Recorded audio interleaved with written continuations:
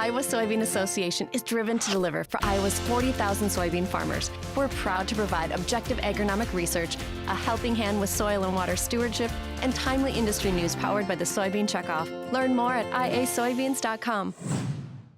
Time to talk about inputs, renewable fuels, and economics. It's all coming together. It's just like it's another MTOM podcast. I'm Paul Yeager. This is the Market to Market TV shows podcast that we bring to you each and every Tuesday in audio and video form. Today, we're going to be talking about those farmers that are in the fields like the one behind me and those that are trying to navigate the waters of Iran and the Strait of Hormuz and what the impact that has done for fertilizer. And then we're also going to talk about renewable fuels, the volumes, sustainable aviation fuel, ethanol, which one has a better outlook, which one has some challenges, which one's performing better right now and could in the near future. Jacqui Fatka is going to join us today.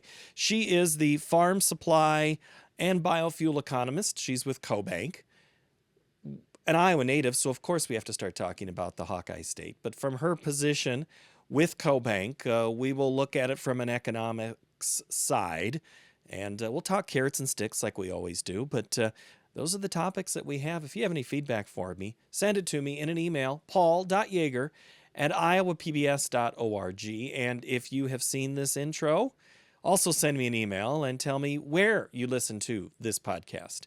Or if you're a YouTube viewer instead, just kind of curious. Don't forget to sign up for that Market Insider newsletter. But now let's get to our conversation with Jacqui.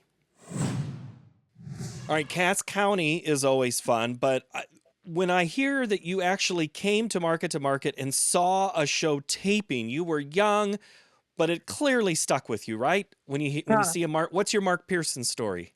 Yeah, so I just remember I got to go. It was an organization called Speak Out for Agriculture when I was in junior high, and I got to do some of the back editing. Actually, I remember seeing a video of how a hot dog is created and some of the B-roll, and I think I might not have eaten hot dogs for a little bit because I was like, "Ooh, that I didn't know." But being able to, I remember watching the video taping of it, and then obviously it would come out later, and so I remember just watching it when it came out with my family and just thinking how amazing it was to see, oh yeah, this is what we were doing earlier, and putting all those pieces together. And I ended up going to Iowa State and getting a journalism degree with a focus on agriculture.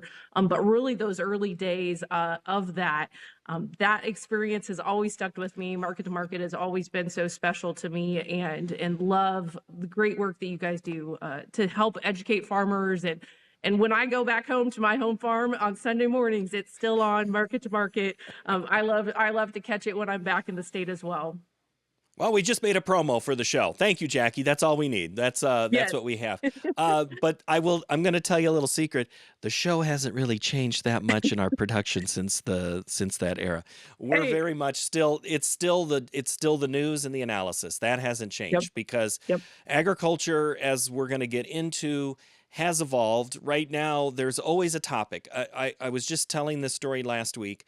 We were doing some 50-year lookbacks, and I would pull episodes from 85, 90, 95, 2000. The issues were the same. Where are the exports, and they're problematic? There's an input issue. There's high interest. There's where are we going to sell our market? Drop that into any year, and that's the case. Why is it always we have the same topics? I think I've been talking a lot about there's a cyclical cycle to agriculture, right? We have highs and lows. We know that most farmers have to balance those highs and lows. I grew up in the 90s. I was a child of the 80s and 90s. So when we raised hogs, those hogs, there was a period of time where we were losing money every time we sold a hog. But that helped us balance our corn production and soybean production, right? But also out of that, as I said, I was born in the 90s. What happened in 2000? We were desperately needing new demand, and that's when biofuels came about. And you can't blame corn farmers for wanting to find a new demand opportunity when corn was $2. They couldn't feed that to their animals enough to balance the fact that corn was $2. And exports have always been so important, but creating that new demand. And we're back to kind of a new similar situation. That $2 plateau of corn that we saw in those late 90s, early 2000s, where we needed that RFS to bring us to a new profit opportunity for rural America. We're back to that with $4 corn, right? $4 corn isn't doing it anymore. We need that new demand. So do we find that with exports? We find that with new demand for expanded biofuels use, new biofuels use. Diversification has always been an important part, but we've shifted, right? Like I grew up, we had corn, soybeans, hogs, and cow-calf. We had all of those. And over the years, partly because of biofuels and just the consolidation and changing agriculture, we do have fewer livestock farms that are combined with grain farms. Is that an opportunity to return to that? Is there new ways, over in Nebraska, right? We've got Costco farms that raise chicken. A lot of those young farmers come back. When my brother came back to the farm, the cow-calf operation became his. We joked, we got out of hogs when all the cheap labor went to college. So we didn't have hogs after too long after those. We had hoop barns, and so being able to, the cheap labor was kind of important. Jokingly, we say that, but obviously the hog market was struggling. But being able to have young families come back, the livestock sometimes offers that opportunity, and the cyclical part, right? The cyclical part of livestock is usually offsetting the grain sector, and we're seeing that now where there's some profit opportunities for cattle, obviously, and finding that opportunity to balance the highs and lows is really the important part. But I think we still have there's some structural things that I see changing in agriculture right now beyond just the cyclical, where we always see highs and lows. We're also seeing some things that are changing how those highs and lows operate as well. Well, as long as you can have somewhat of a central spot and not as far out of a wave, right? That gives you some stability in planning. So, what I'm about to say, I think would be considered by your family a swear thing. Do we really need biofuels right now for a farmer? Because there's such instability with the policy from administration to administration. There's a skeptical view by some who live in these rural states. And then there's just maybe there's better use for the land. Those questions are real right now. I often say, again, 20 years of watching this, right? I still remember counting those votes for the RFS, the Renewable Fuel Standard, in 2005, and again when it updated in 2007. What you saw happen in rural America because of the RFS, you cannot deny. We had more money coming into main streets. We had, opportunities where, again, new generations could come back to the farm because there was an opportunity to make a living on the farm. So I think biofuels is undeniably a crucial part of especially corn and soybean producers. So much of the value of the corn and soy is now tied to biofuels. And yes, we do have some uncertainty because of the regulatory side, but let's just look at ethanol, right? What the RFS did is it created a mandate that established really getting to 10% inclusion rate. And you and I, who have been in this industry for a long time, we talked about that 10% blend wall forever, right? We're over that 10% blend wall. We don't have a problem with meeting that 10%. Now, we're kind of fighting over getting an E15, the opportunity to put E15. But Iowa, as an example, one of the highest states of E15 sales, clearly listed, top of mind when you're driving through, seeing that super unleaded, right? That E15 has at a discount, and that encourages adoption, right? So that's not really regulatory certainty. That's capitalizing on the affordability part of that, right? Most consumers going through Iowa are not necessarily clinking the idea of, oh, this is E15, I'm going to support my local farmer. Now, farmers are, but most consumers aren't, because it's an affordable option, and that's why they're buying it. Is it affordable because the government has helped it, or is it that the market is mature enough to make it close and help the consumer have a lower option?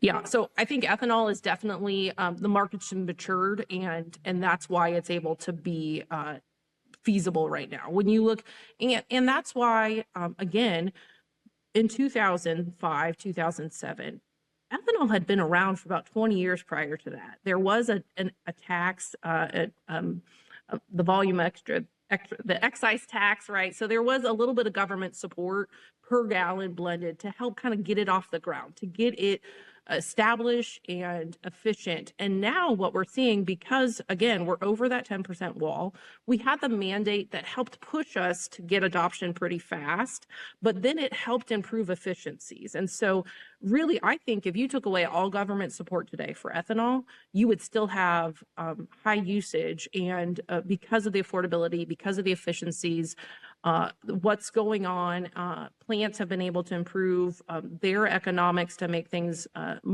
efficient without having any government support. So I'd say ethanol, it doesn't really need much government support now. Now, the biodiesel and the renewable diesel, that's a little different. And then in addition to, you're looking at sustainable aviation fuel. So again, what's the next layer? What's the next opportunity to build demand?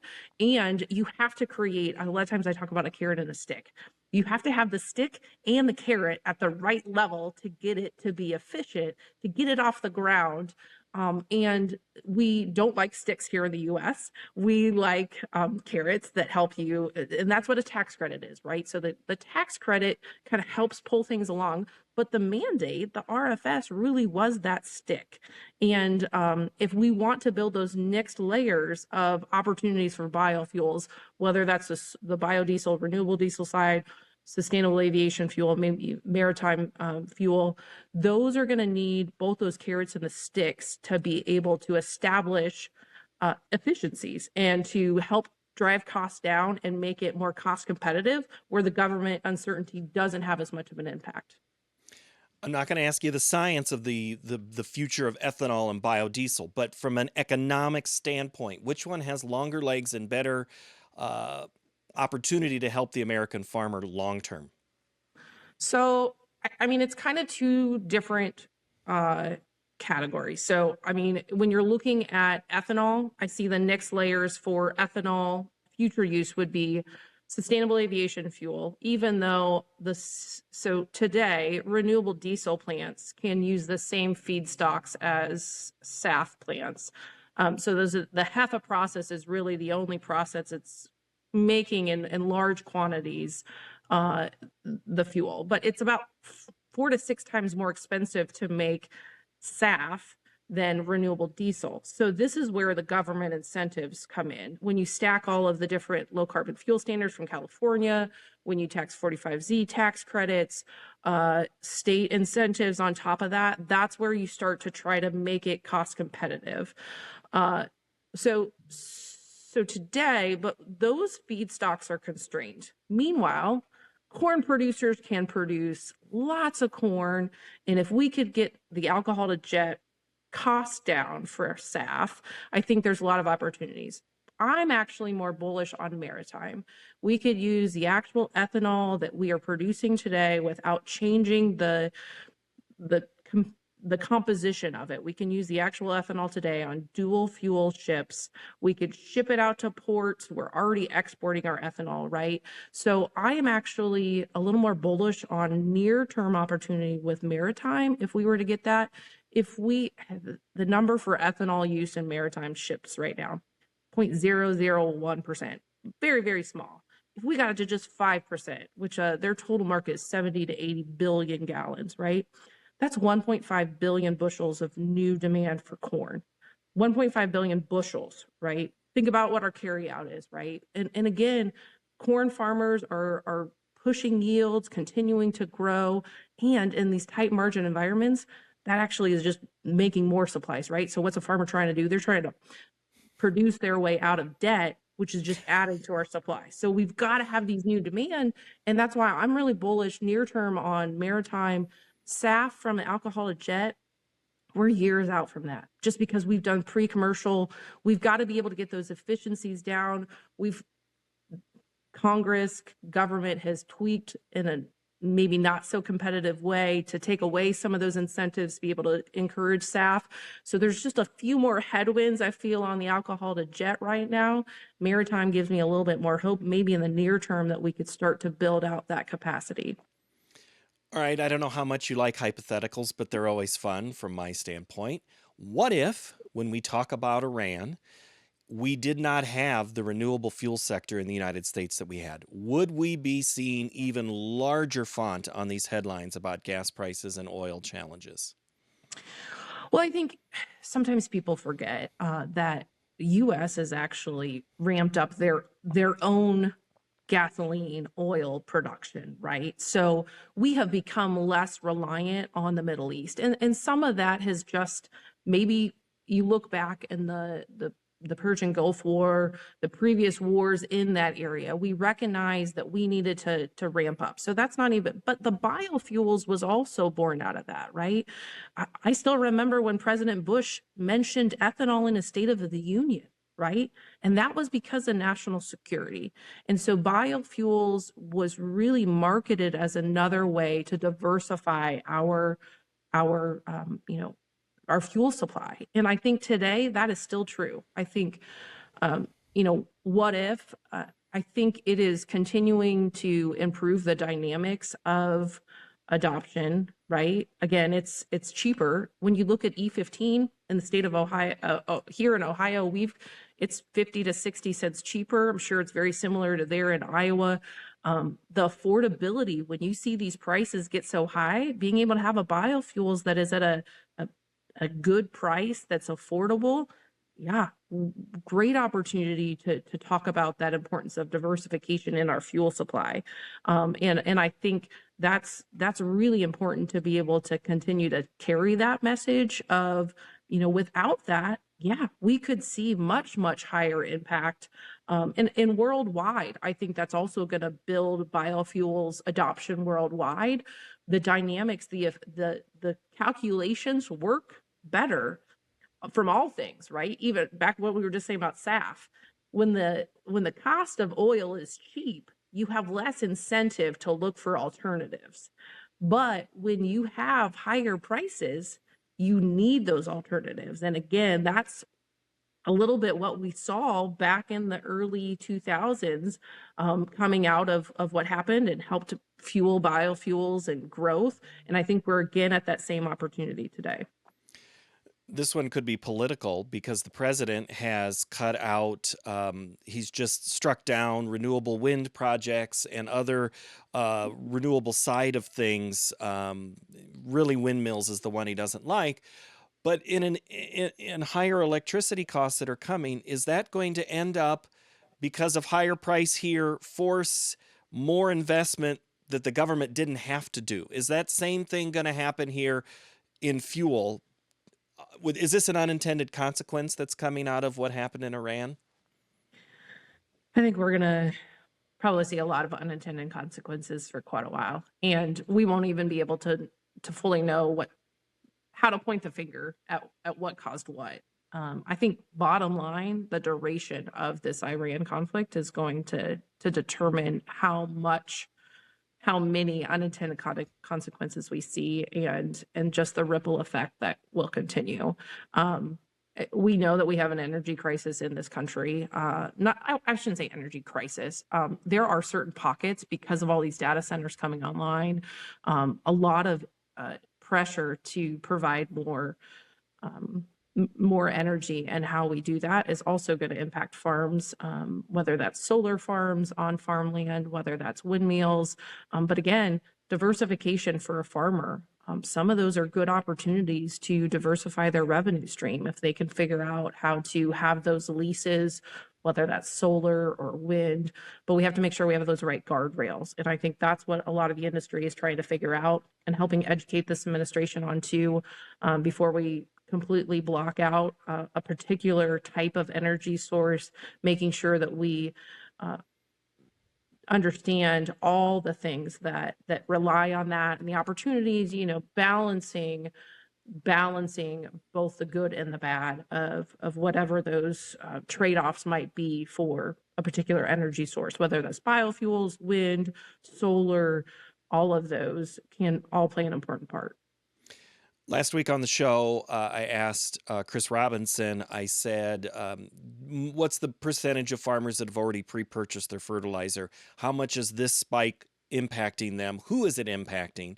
I guess I'm not asking for that percentage because now I'm starting to see that show up in other feeds of, oh, yeah, people are thinking about that. So Is this conflict in Iran going to change the sourcing of, let's just say, your family or mine that's searching for fertilizer, working in large or small co-ops?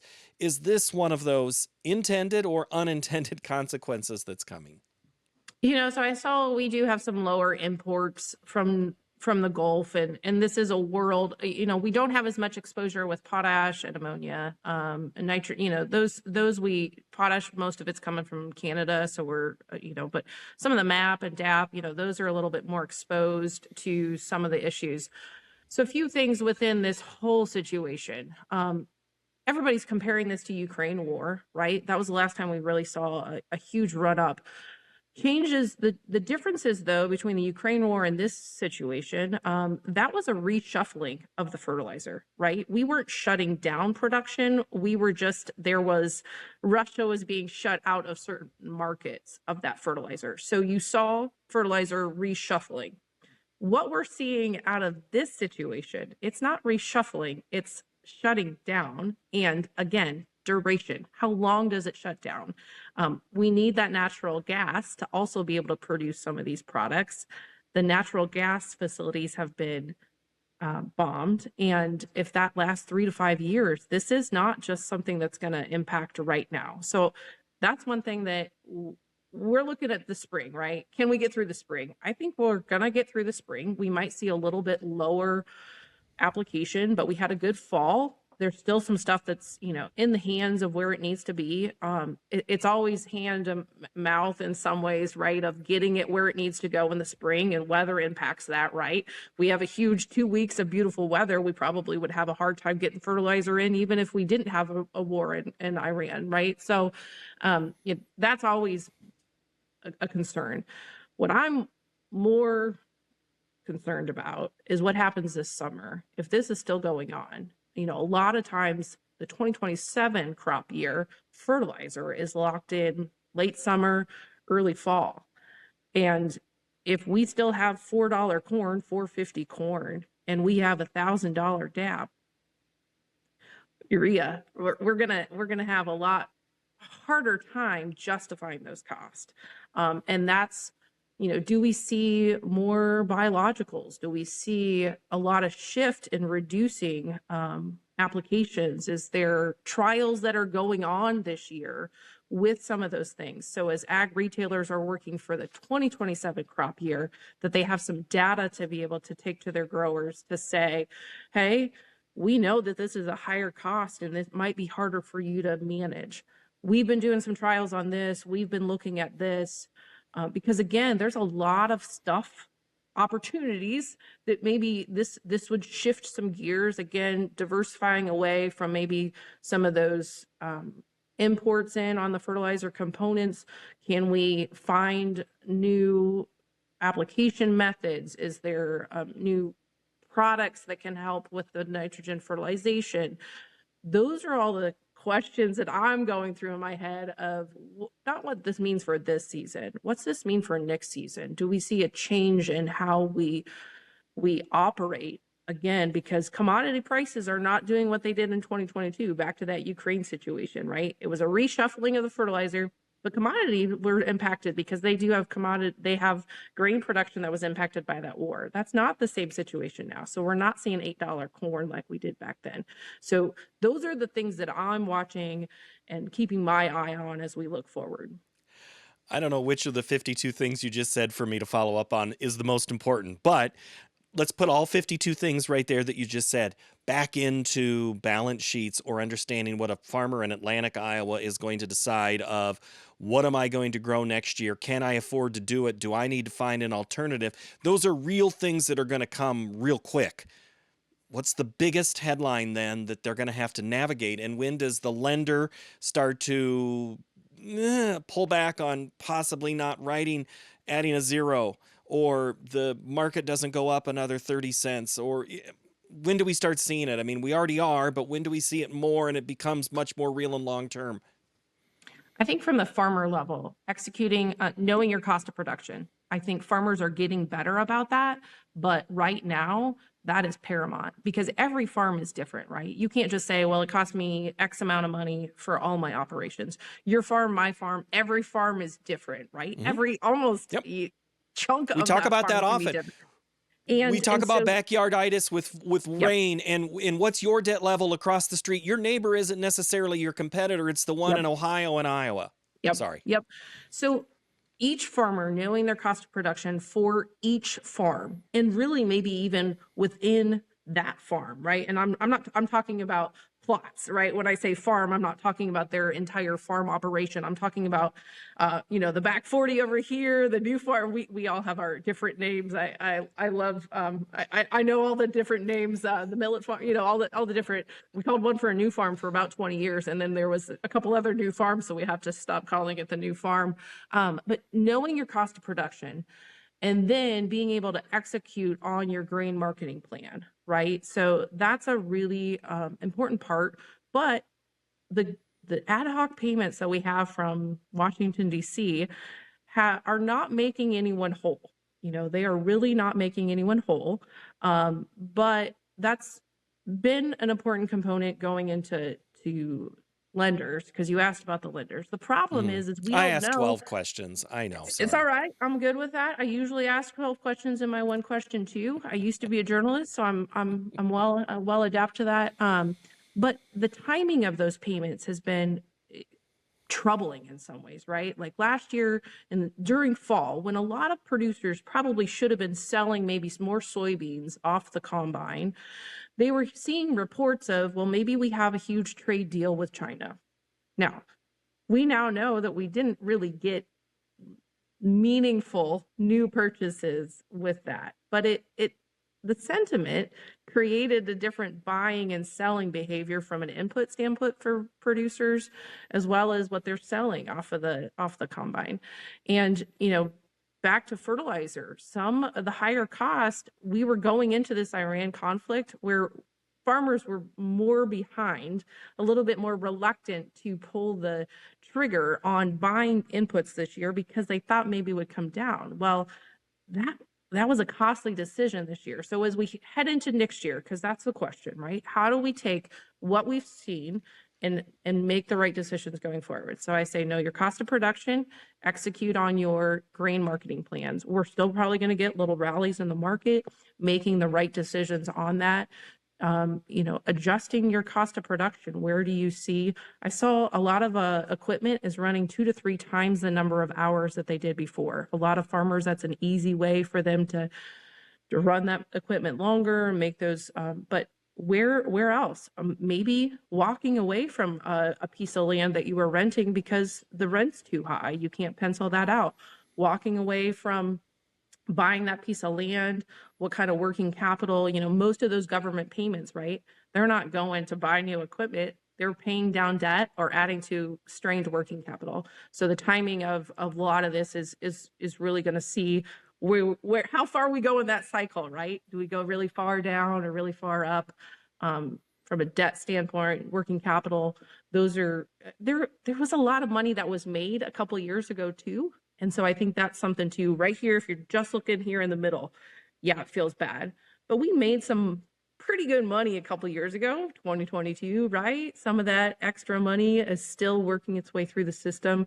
And it's how you manage that going forward that's going to be important for farmers. Is there a certain age of farmer or position of farmer that can withstand more? I mean, definitely those farmers who have paid off a lot of their land, land values continue to climb. And so again, if you have, and interest rates on that land is also higher now. You look back in 2020, what were interest rates? Practically nothing.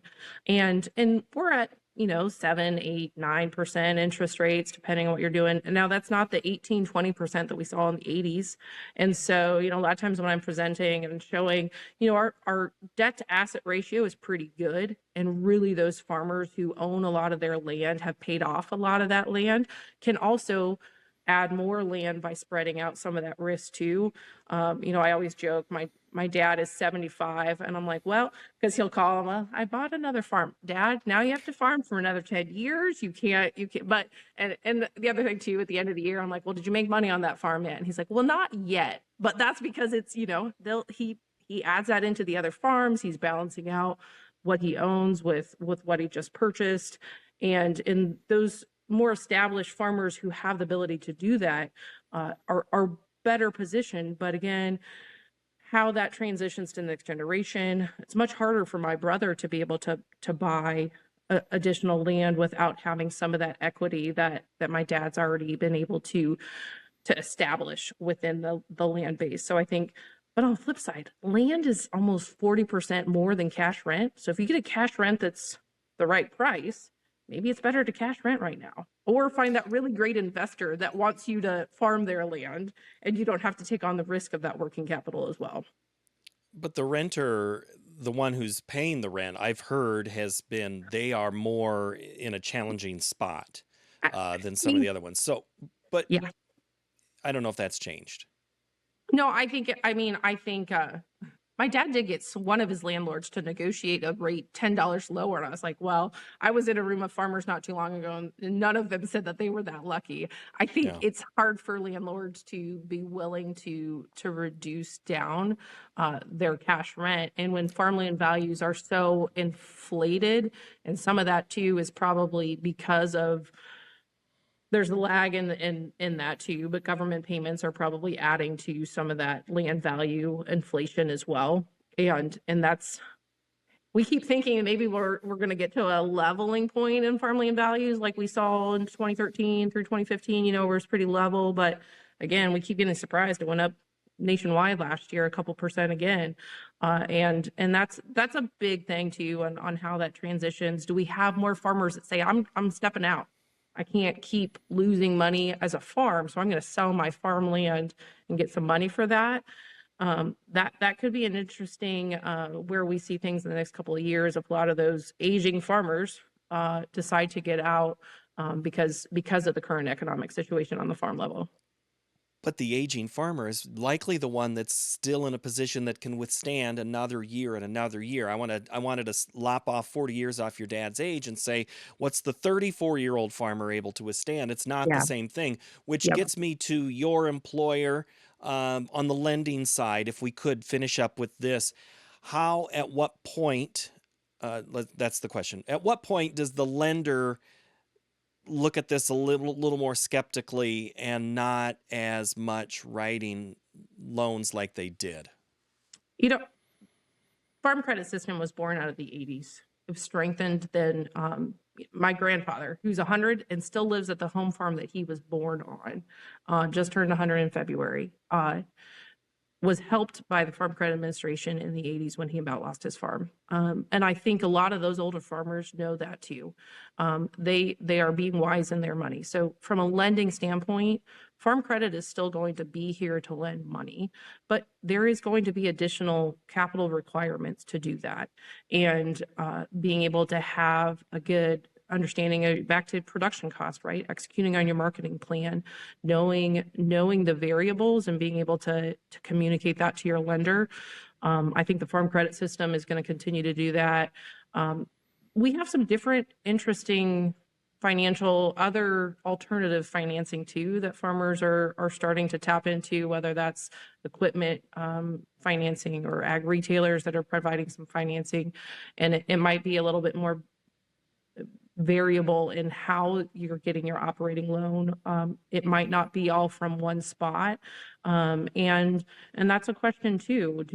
Do we have to, big part of today's farmers, the makeup of that farmer is also a lot of off-farm income and being able to balance your payments at the farm because they might need to take an off-farm job. Healthcare costs are really high. A lot of off-farm income helps pay for that, but also just having a steady income stream when the farm may not be able to provide that. I see that as again, a structural change within the ag industry of more off-farm income coming in to balance that farming operation, especially for those smaller mid-size operations. We're seeing that as more of a primary indicator of where their income is actually coming is off farm. Something that your brother and your son have both picked up on. I mean, they have the off-farm income too, even if it's a fifth generation farm. So, I mean, Yep. that is a huge difference from the 80s. Was seen a little more of the, oh my gosh, I can't believe they had to take an off. No, that's the reality of it today. Yep. Yep. Definitely a reality and in a changing part of agriculture, but not necessarily in a negative way. But my son is 19, going back to the farm, he's working on the local co-op. That was clear when he came with the understanding that he would like to someday come back full time to the farm. You have to have some kind of income stream that you're bringing to the operation that's not fully being pulled from the operation. And I think a lot of transition discussions and new generations as they're coming back, that is becoming a growing part of what they're seeing as well. For some reason, I think we'll have to talk again because there's going to be changes in everything we just covered. So I look forward to that next time, Jacqui. Absolutely. It was a delight to talk with you today, Paul. Thanks so much. The production team at Market to Market is led by Sean Ingracia. His crew is Reed Denker, Kevin Rivers, Neil Kyer, Julie Knudsen, and David Feingold. The executive producer of Market to Market is David Miller. I'm Paul Yeager. We'll see you next time.